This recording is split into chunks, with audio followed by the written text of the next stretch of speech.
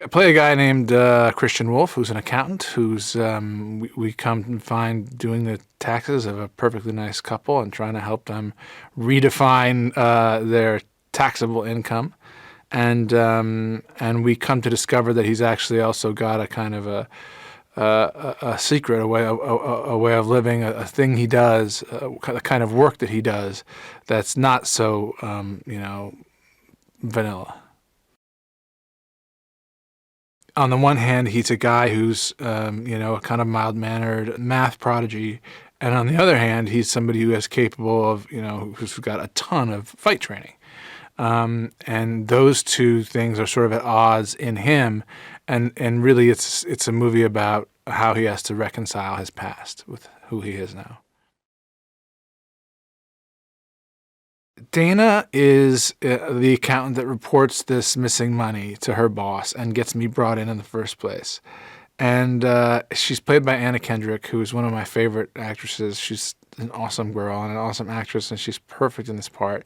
And she's this kind of awkward counterpoint. And in a more normal movie, she'd be the romantic lead, but my character is not really a guy who's capable of having a romantic life. But they do have a connection over this job and the mathematics and then the danger that they both find themselves in.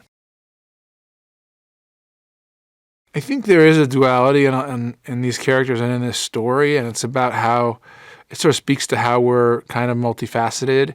And even with Chris, he's easy to pigeonhole as being a guy who's limited, who's less than.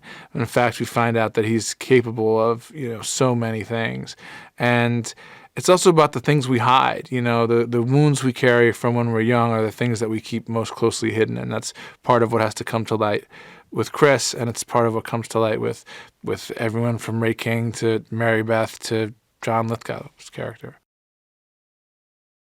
John Bernthal plays Brax, and he's somebody who really is intensely focused on, making his performance as realistic as possible and extremely dedicated. And I really admired that. I admired how hard he worked, the energy that he put in what he did. And, he actually was a boxer.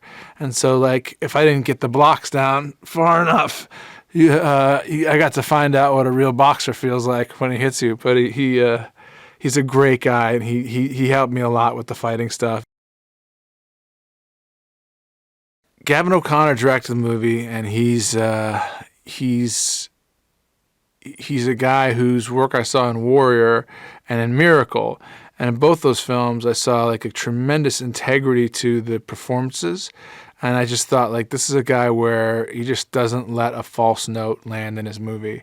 And I knew that it needed somebody with that sort of unflinching eye to get the complexity and the nuance and to make it all real. So, are you a big movie fan? Well, I've got some interesting movie facts for you. Did you know that over 90% of American movies made before 1929 are lost?